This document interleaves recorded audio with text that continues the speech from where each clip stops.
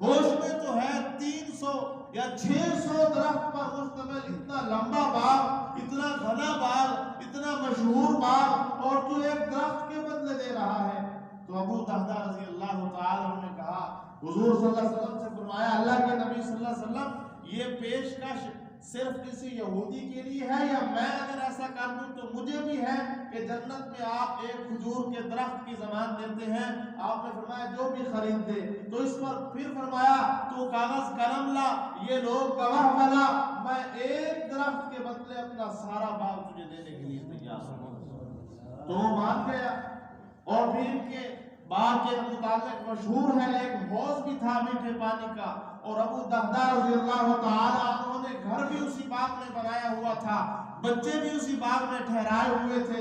تو آپ نے فرمایا میں تیار ہوں، تو اس پر جو ہے معاہدہ ہوا، دستخط ہو گئے، باغ منتقل ہو گیا، اس نے درخت دے دیا۔ تو سیدنا ابو دہدہ رضی اللہ تعالی عنہ نے وہ درخت کہا، حضور یہ میری طرف سے آپ کو ہبہ ہے، آپ کو ہدیہ ہے، آپ نے اس کو جیسے چاہے رکھے، یہ درخت اب آج سے آپ کا ہے۔ تو آپ نے فرمایا اسی حکیم سے کہ جا یہ تو تیرا درخت ہے، تو اس کو چاہے وہ پھیڑ دے یا اپنی دیوار کے اندر لے لے۔ اس کے بعد جو ہے وہ چلا گیا۔ تو سیدنا ابو دہدہ رضی اللہ تعالی عنہ فرماتے ہیں، اور صحابہ بھی تشریف رکھتے تھے، آپ بار بار کہہ رہے تھے ابو دہدہ میں جنت میں تیرے لیے بڑے بڑے کھجور کے جھنڈوں کو دیکھ رہا ہوں، اس باغ کے بدلے میں اللہ نے جنت میں تجھے کھجوروں کے جھنڈ عطا کیے ہیں۔ تو فرماتے ہیں آگے والی بات ایمان کو گرمانے والی ہے۔ جب باغ کے طرف گئے، چونکہ گھر نہیں تھا، بچے ٹھہرے ہوئے تھے، تو باغ کے اندر نہیں جا رہے، وہیں سے کھڑے ہو کر کہہ رہے یا ام دہدہ، دہدہ ان کے بچے کا نام تھا۔ تو فرمایا اے دہدہ کی امی باہر آ جا۔ تو اس نے کہا ابو دہدہ کیا کرتا ہے، گھر میں کیوں نہیں آتا؟ کہنے لگے میں نے باغ بیچ دیا ہے۔ بیوی نے فوراً کہا کس کو بیچا، کتنے داموں بیچا؟ کہا کہ حضور صلی اللہ علیہ وسلم کے جو ہے ساتھ یہ معاملہ اس طرح ہوا ہے، اور جنت کے کھجور کے ایک درخت کے بدلے بیچایا ہو۔ تو بیوی نے فوراً کہا واہ ابو دہدہ تو نے بڑا کامیاب سودا کیا ہے، تو کامیاب ہو گیا، بڑے نفع کی تجارت کر کے آیا ہے۔ اور روایات میں آتا ہے اپنے بچوں کی جیبوں کو ٹٹول رہی تھی، کہیں اس گھر سے انہوں نے کوئی چیز لی تو نہیں ہوئی، ہم نے اب یہ سب کچھ اللہ کے لیے دے دیا ہے۔ تو فرماتے ہیں اس طرح پورا گھرانہ باغ چھوڑ کر چلا گیا۔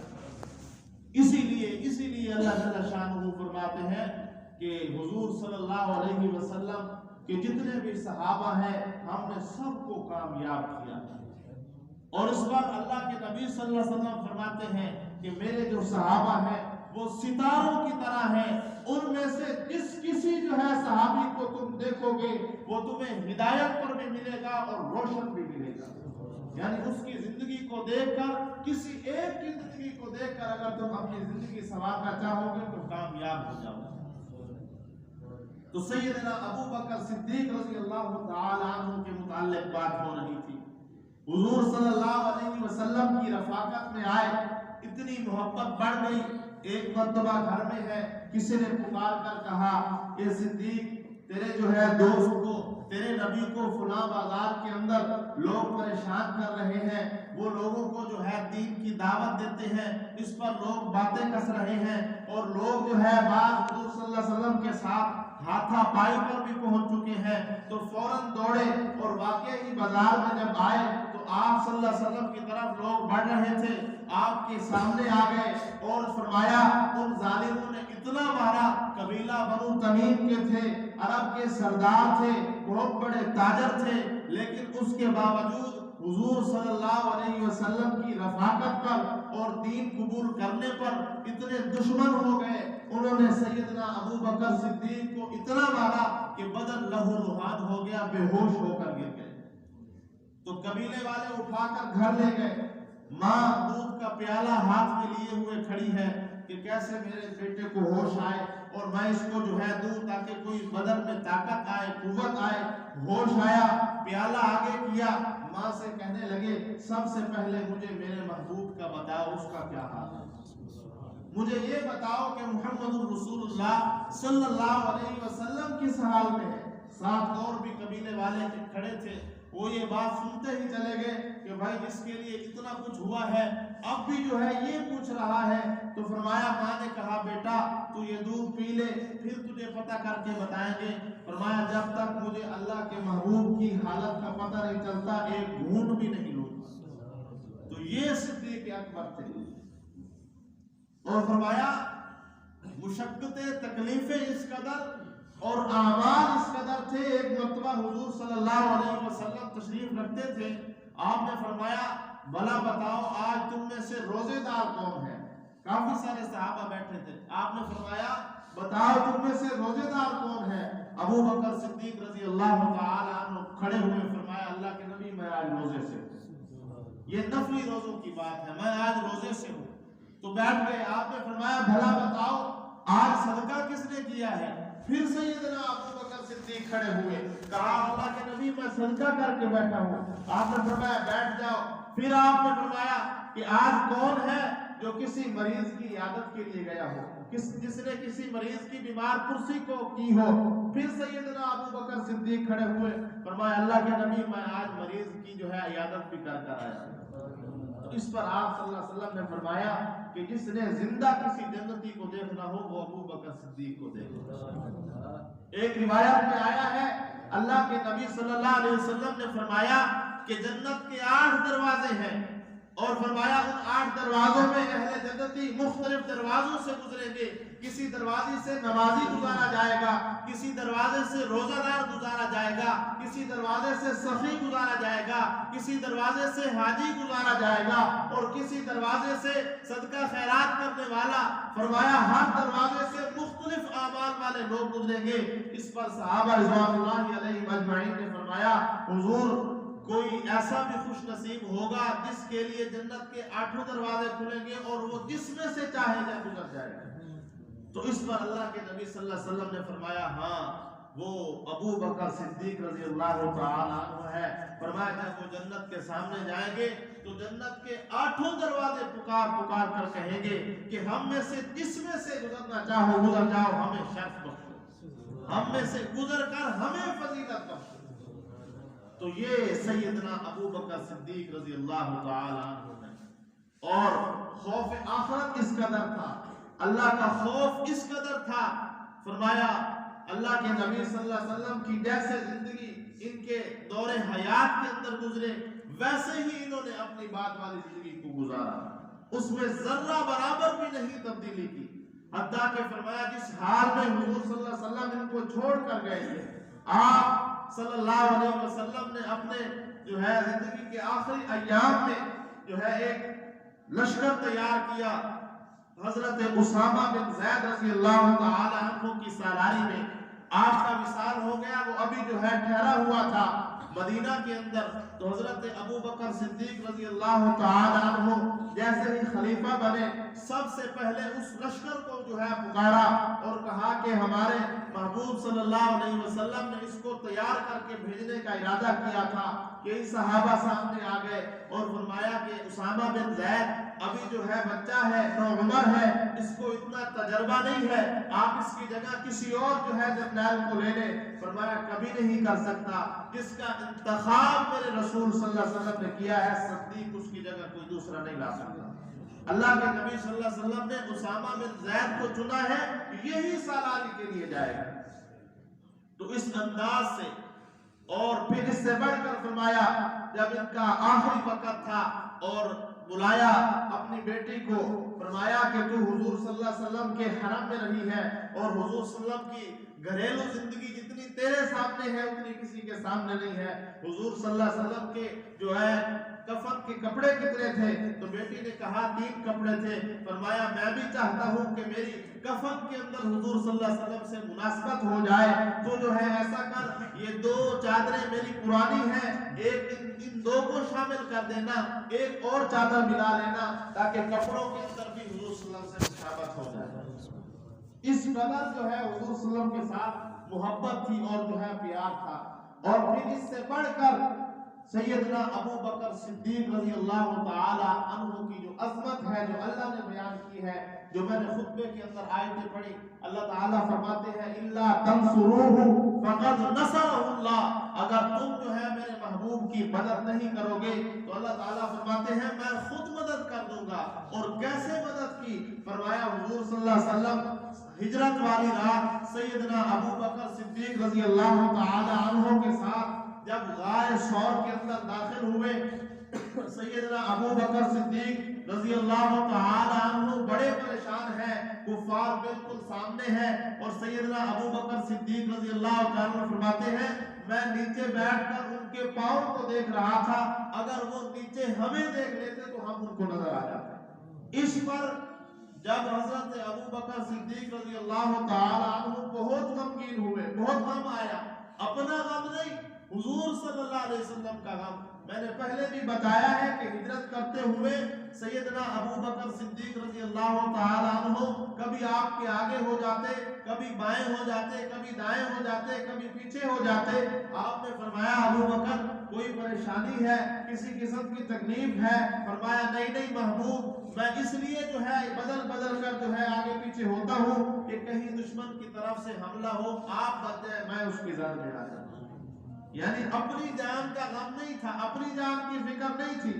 تو فرمایا اللہ جل شانہ نے احسان کیا، اس کا اللہ تعالیٰ آگے ذکر فرماتے ہیں کہ محبوب اذ یقول لصاحبہ لا تحزن، اپنے اس دوست سے کہیے کہ غم نہ کرے، اللہ تم دونوں کے ساتھ ہے۔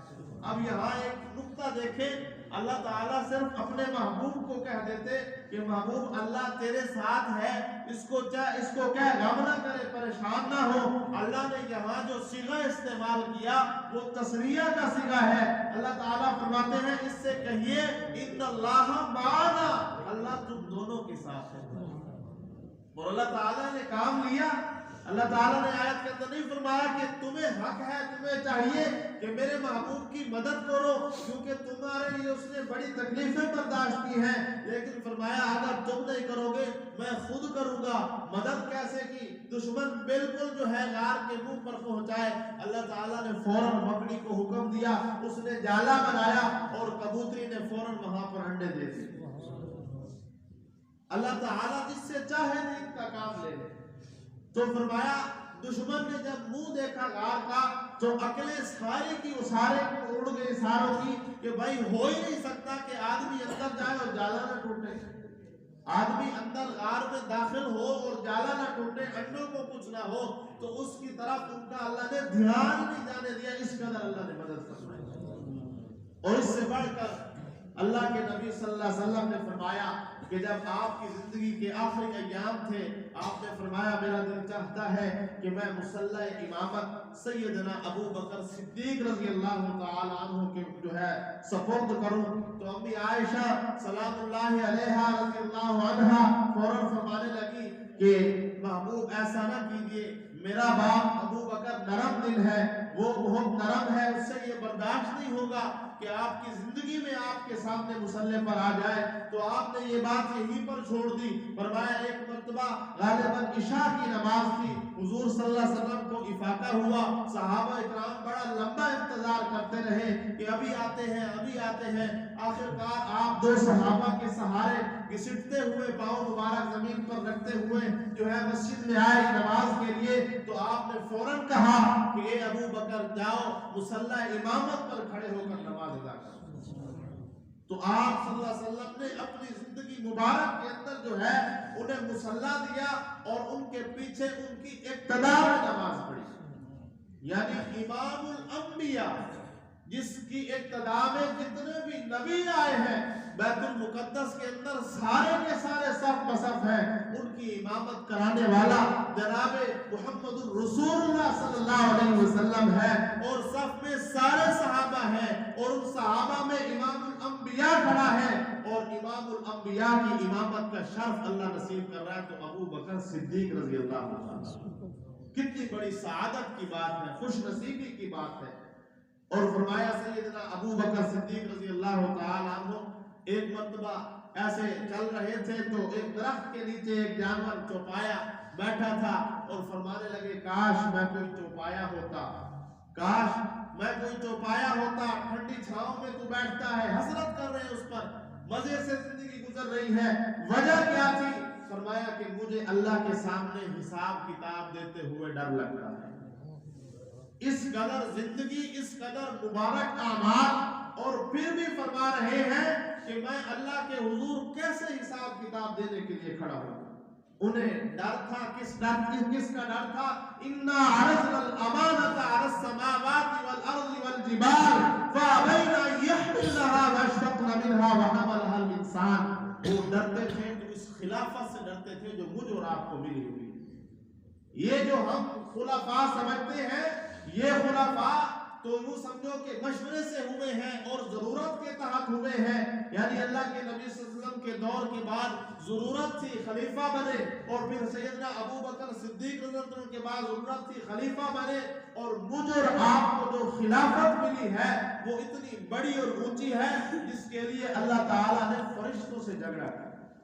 یعنی فرشتوں نے کہا نا کہ آپ ایسی مخلوق کو بنا رہے ہیں جو روئے زمین پر فساد مچائے گی، خون ریزی کرے گی، تیری نافرمانیاں کرے گی، تو اللہ تعالیٰ نے اس پر فرمایا کہ تمہیں معلوم نہیں ہے میں جس مخلوق کو بنا رہا ہوں، ایک طرف جو ہے سخت سرد رات ہوگی، نرم گرم بستر ہوگا، فرمایا کسی قسم کا خوف بھی نہیں ہوگا، کوئی چیز سامنے بھی نہیں ہوگی، فرمایا میری محبت میں وہ سب کچھ چھوڑ دے گا، ٹھنڈے پانی سے وضو کرتا ہوا، نرم گرم بستر چھوڑتا ہوا، اور چاند جیسی بیوی کو چھوڑتا ہوا اس کے پہلو سے اٹھ کر میری محبت میں، اور زمین پر، ٹھنڈی زمین پر پیشانی رکھ کر جب کہہ رہا ہوگا سبحان ربی الاعلیٰ، سبحان ربی الاعلیٰ، مجھے یہ عبادت مقصود ہے۔ فرشتے تو ہر وقت اللہ کی عبادت میں ہیں۔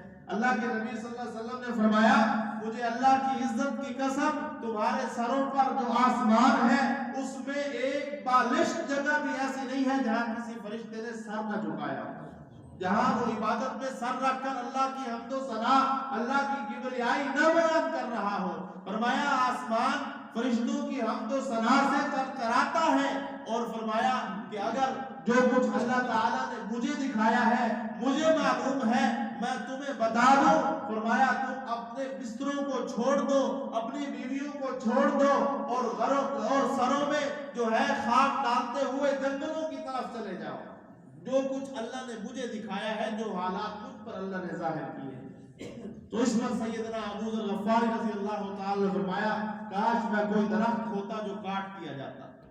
تو امانت کیا ہے؟ وہ اللہ تعالیٰ کی بندگی ہے اور عبادت ہے، جس کے لیے بڑے بڑے صحابہ جو ہے فرمایا کہ آج آزان ہوتی ہے، فرمایا ہم لوگ ایسے مسجدوں میں آتے ہیں، میں اپنی بات کرتا ہوں جیسے گھوڑا اپنی چوپال میں آتا ہے، کسی قسم کا کوئی ڈر نہیں، کوئی خوف نہیں، زندگی کے اندر تبدیلی لانے کی کوئی تڑپ طلب نہیں، اعمال لانے کی کوئی تڑپ طلب نہیں۔ فرمایا دور نبوی کے اندر جب یہ اذان ہوتی تھی، اصحابہ اکرام جب اس آواز کو سنتے تھے بدن پر کپکپاہٹ طاری ہو جاتی تھی، وجود کانپنے لگتا تھا، چہرے کا رنگ اڑ جاتا تھا۔ فرمایا ایسے نماز کو آتے تھے جیسا بھاگا ہوا غلام اپنے گھر آتا ہے، یعنی ڈرتے ڈرتے اور جو ہے گھبراتے گھبراتے آیا کرتے تھے۔ سیدنا علی المرتضی رضی اللہ تعالیٰ عنہ کے متعلق ہے، آپ جب نماز کے لیے اٹھتے تو بدن کانپنے لگتا، وضو فرماتے تو چہرے کا رنگ زرد پڑ جاتا۔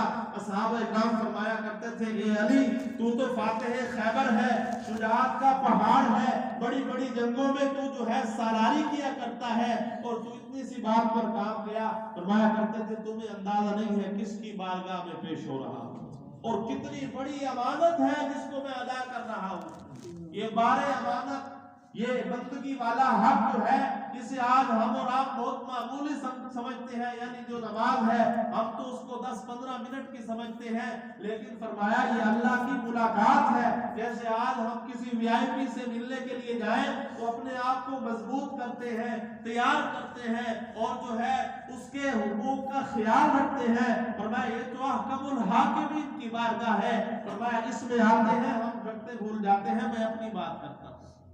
تو میرے بھائیوں سوچنے کا وقت ہے، کہ یہ جو بڑی بڑی ہستیاں اللہ نے اتنے مقام اور مرتبے دیے، اس کے باوجود بھی اتنے ڈر اور جو ہے خوف کے ساتھ رخصت ہوئے۔ اللہ تعالیٰ سے دعا ہے اللہ مجھ و سمیت آپ کو بھی ہے صحیح عمل اور صحیح جو ہے اپنی پہچان نصیب فرمائے۔ وآخر